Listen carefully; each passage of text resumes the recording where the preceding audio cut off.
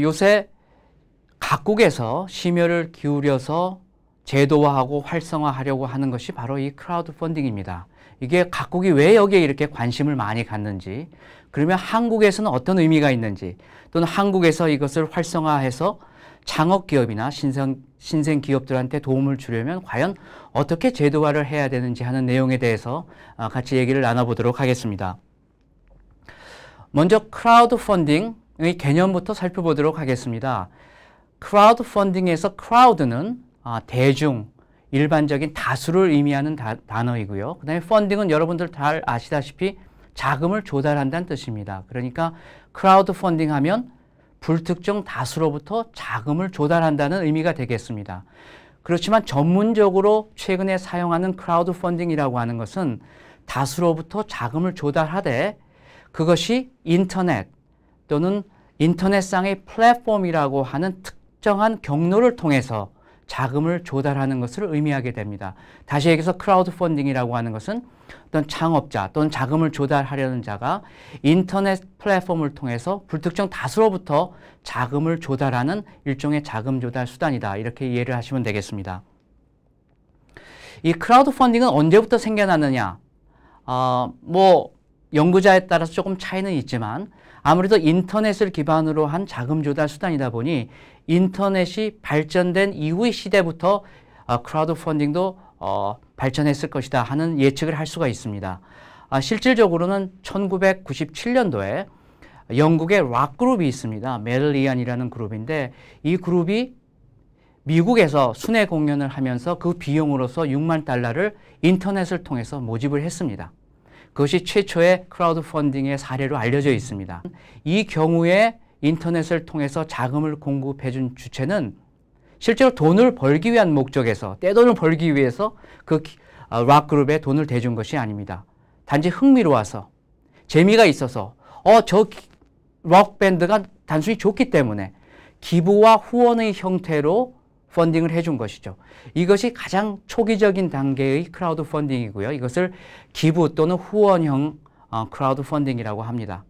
그 다음에 요새 또 많이 두 번째 유형이 대출형, person to person 대출형 크라우드 펀딩이 되겠습니다. 이거는 우리가 대출하면 대부분 은행들이 대출을 해주는데요. 이것은 은행이라고 하는 공식적인 금융기관을 통하지 않고 인터넷상의 어떤 크라우드 펀딩 플랫폼 회사를 통해서 소액 규모의 대출을 해주는 펀딩 형식을 의미합니다. 오늘 제가 중점적으로 말씀드리고자 하는 크라우드 펀딩은 세 번째 유형, 주식형 또는 증권형의 크라우드 펀딩이 되겠습니다. 일반적으로 기업들, 삼성전자나 현대자동차, 거래소에서 주식을 발행해서 자금을 조달합니다. 그렇지만 이런 작은 기업들은 실질적으로 거래소를 통한 공모, 불특정 다수로부터 자금을 조달하기는 힘들고요. 쉽게 얘기해서 아름아름 자기가 아는 분들로부터 자기가 가지고 있는 지분과 주식에 투자하도록 만들 수는 있습니다. 이것을 보통 우리가 사모시장이라고 합니다. 그런데 요새 각국, 미국, 영국을 비롯해서 유럽을 비롯해서 세계 모든 나라들이 관심을 갖고 있는 것은 이런 조그만 기업, 신생기업, 창업기업이지만 이들도 아름아름 주식을 발행하게 하지 말고 불특정 다수의 투자자들로부터 주식을 통해서 자금을 조달하도록 만들자는 것입니다. 이것이 바로 증권형 또는 주식형 크라우드 펀딩의 핵심이 되겠습니다. 그러다 보니까 불특정 다수라고 하는 투자자의 보호의 문제도 생기게 되고 또 복잡한 문제가 생겨서 이것을 어떻게 제도화하는 문제가 각국이 고심하는 문제가 되겠습니다. 해외 현황을 보면요. 지금 2012년 작년 현재 크라우드 펀딩을 통해서 자금을 조달하는 규모가 약 30억 달러, US 달러가 됩니다. 우리나라 돈으로 치면 한 3조 원 달러, 3조 원 정도가 됩니다. 그리고 인터넷을 통해서 크라우드 펀딩을 중개하는 이 플랫폼 회사들이 한 500개가 되는데요. 그 중에 40%가 이런 처음에 말씀드린 기부 후원형 크라우드 펀딩을 중개하는 회사가 되겠고요. 다만 요새 가장 빠른 속도로 매해 50% 이상씩 성장을 하는 크라우드 펀딩 그 중개 회사가 바로 제가 직전에 말씀드린 증권형 크라우드 펀딩을 중개하는 회사가 되겠습니다. 해외 사례를 한번 살펴보겠습니다. 여기 제가 가장 크라우드 펀딩 중개회사로 업체로서 유명한 킥스타터라는 회사를 예로 들어놨습니다. 이 회사 한국에 있는 크라우드 펀딩 회사들도 이 킥스타터를 벤치마크해서 많이 본받으려고 노력을 많이 하고 있습니다. 이 회사의 성공 사례를 보면 이전에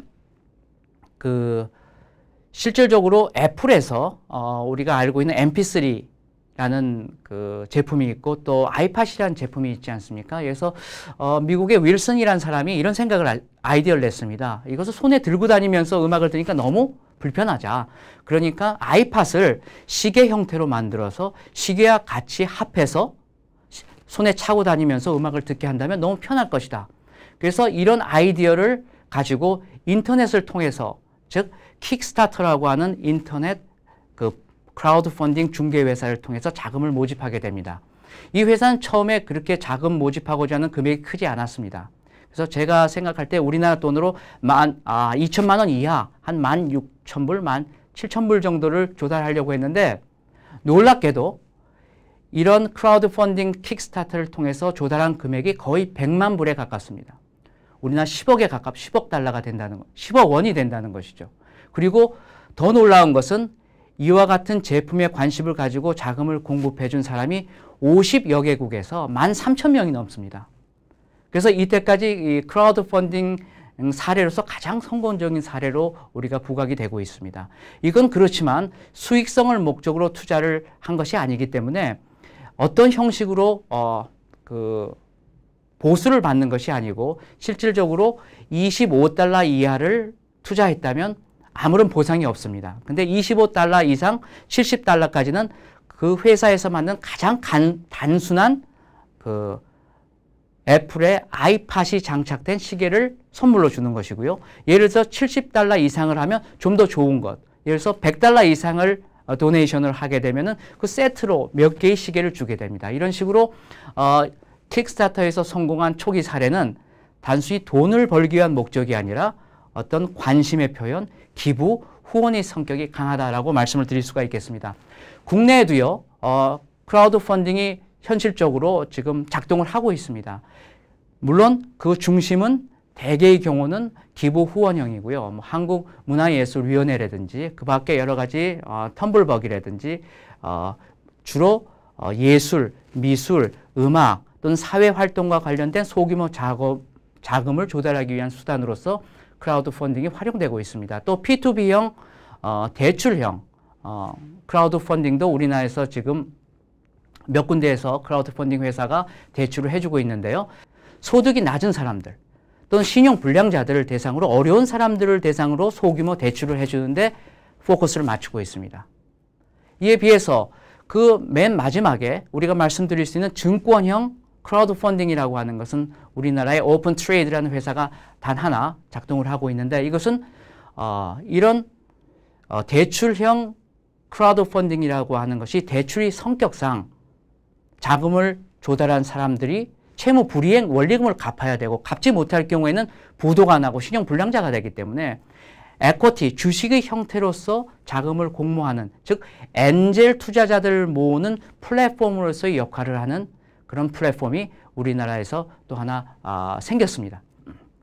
오픈 트레이더에서는 한 200 몇 개에 해당하는 기업들, 그 다음에 130여 개에 해당하는 창업자들, 이런 사람들을 모아놓고 이 사람들에게 자금을 공급해 줄 수 있는 엔젤 투자자를 모집하게 됩니다. 그 엔젤 투자자들과 창업 기업을 연결해 주는 플랫폼으로서 우리가 크라우드 펀딩의 첫 번째 사례라고 할 수 있습니다. 다만 여기서 문제가 되는 것은 이것에 대해서 아무런 규율과 어떤 기본적인 스탠다드한 폼이 아직은 정립되어 있지 않다라고 말씀드릴 수가 있겠습니다. 그러면 이 순간에 제가 다시 말씀드릴 수 있는 것은 과연 왜 지금 이 시점에서 대한민국에서 크라우드 펀딩이 중요한가? 여러분 미국을 보면 말이죠. 마이크로소프트라든지 구글이라든지 애플이라든지 이런 혁신적인 기업들이 끊임없이 생겨납니다. 그 차이를, 그 이유를 저는 한 3가지 정도로 꼽아보고 싶습니다. 전부 참을성하고 관련이 되는데요. 첫 번째는 참을성 있는 교육 제도입니다. 이 사람들은 중학교, 고등학교 때 애들이 얼마나 황당한 얘기를 하고 황당한 레포트를 쓰고 튀는 행동을 해도 참을성 있게 받아줍니다. 그래서 이 친구들이 나가서 튀는 비즈니스 모델을 만드는 것이죠. 근데 두 번째는 참을성이 없는 반독점 규제입니다. IBM이 너무 커서 신진 벤처 기업들, 신생 기업들에 대해서 제약이 되니까 그 IBM 반독점 규제법으로서 그 독점적인 행위를 하지 못하도록 막아주고, 그를 통해서 마이크로소프트라는 새로운 기업이 중견기업, 대기업으로 성장을 했습니다. 30년 뒤 최근에 와서는 마이크로소프트가 너무 또 대기업이 돼서 독점력을 발휘하니까 신생기업, 미국의 신생기업들 발전을 저해한다 해서 또 반독점법에 의해서 규제를 하게 됩니다. 그래서 미국에 의해서 이런 우리나라 법에 이제 공정거래법이 있는데요. 이런 반독점법에 대해서는 가차가 없다. 그래서 제가 참을성이 없다라고 표현했는데, 이것이 미국에서 새로운 혁신적인 신생기업들이 많이 등장하는 두 번째 이유가 되겠습니다. 세 번째 이유가 오늘 제가 말씀드리고자 하는 크라우드 펀딩과 관련이 되어 있는데요. 실질적으로 미국에서는 이와 같은 혁신적인 기업들이 계속 생겨날 수 있는 이유는 이런 기업들이 투자자의 입장에서 보면 예외 없이 고위험, 고수익 기업입니다. 이름이야 혁신이라고 붙어 있고 좋은 이름이 붙어 있지만 투자자 입장에서는 위험이 높고 또 수익도 많이 얻을 수 있는 투자 대상일 뿐이죠. 이런 기업한테 자금을 제공해 줄 수 있는 그런 인프라, 다시 얘기해서 참을성 있는 자본이 충분히 확보되어 있고 그것을 공급해주는 자본시장이 충분히 발전되어 있다는 겁니다. 그래서 이런 참을성 있는 자본이라고 하는 것은 우리나라에서 벤처 캐피탈도 될 수가 있고요. 우리가 뭐 투자은행도 될 수가 있고 많지만, 특히 우리나라에서 많은 참을성이 필요한 것은 초기 단계의 기업에게, 신생 기업에게 자금을 공급해 주는 겁니다. 여러분들 아시다시피 초등학생들도 4, 5, 6학년 되면 말도 듣고 알아들으니까 별로 참을성이 필요 없는데, 유치원 학생, 초등학교 1, 2학년 학생도 말 안 듣거든요. 진짜 참을성을 가지고 견뎌주고 이해해주고 자금을 조달해줘야 걔네들이 충분히 클 수가 있습니다. 그래서 이 부분이 우리나라에 비어 있었는데, 이 부분을 맞춰줄 수 있는 것이 바로 크라우드 펀딩이라고 생각이 됩니다. 그 다음에 두 번째 질문은 왜 크라우드 펀딩이 필요하냐? 제가 여기 우리나라 박근혜 정부가 새로 출범하면서 가장 핵심적으로 내세우고 있는 것이 맞춤형 복지입니다.